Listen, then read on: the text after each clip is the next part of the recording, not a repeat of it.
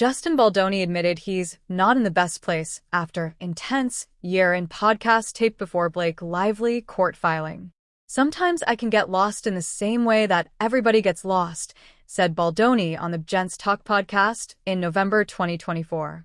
Justin Baldoni and Blake Lively are in an ongoing legal battle after the actress sued the actor/director, accusing him of sexual harassment and a retaliatory public smear campaign to destroy her reputation.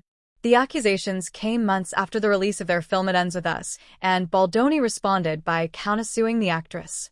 Although he did not discuss Lively in his newly released podcast appearance, he chronicled his intense year. Baldoni made the revelation in an episode of the Gents Talk podcast released on Monday, February 10th.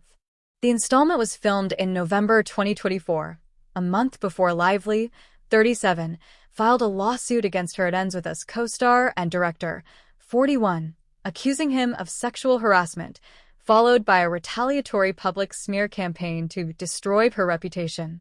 "This morning, I sent a text message to my best friend Jamie and the president of my company, Tara, and I told them that I wasn't in the best place," Baldoni said on the podcast.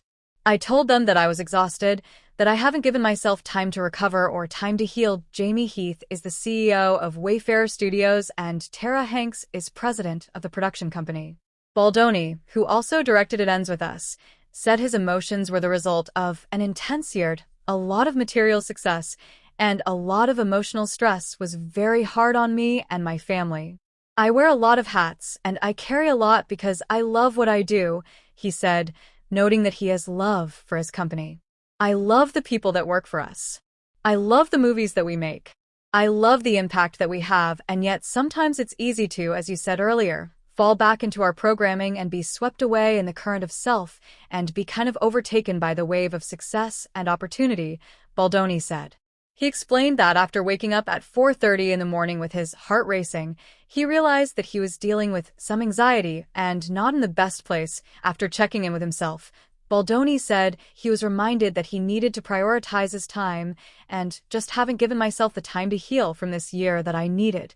He said that, in the spirit of vulnerability, he shared the same message with his assistant and a similar text message with his publicist, Jennifer Abel. The actor shared that he is a work in progress, who is always trying to be radically sincere and authentic to myself, to have the most impact. "And sometimes I can get lost in the same way that everybody gets lost, but healing isn't linear, and growth isn't linear, and if you don't have setbacks and if you don't have plateaus, then you don't have the opportunity to group and to push forward," said Baldoni. The podcast's release comes amid Baldoni's ongoing legal battle with Lively, that on December 21st, Lively named Wayfarer, Baldoni, Heath, Abel, and others in her lawsuit. On December 31st, Baldoni sued the New York Times for $250 million, alleging libel, false light invasion of privacy, promissory fraud, and breach of implied in fact contract, after the outlet published a story titled, "We Can Bury Anyone," inside a Hollywood smear machine about the allegations against him.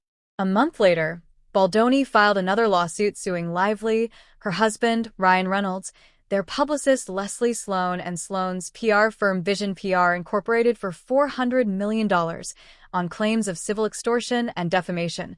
Among other claims, Baldoni and Lively are scheduled for trial on March 9, 2026.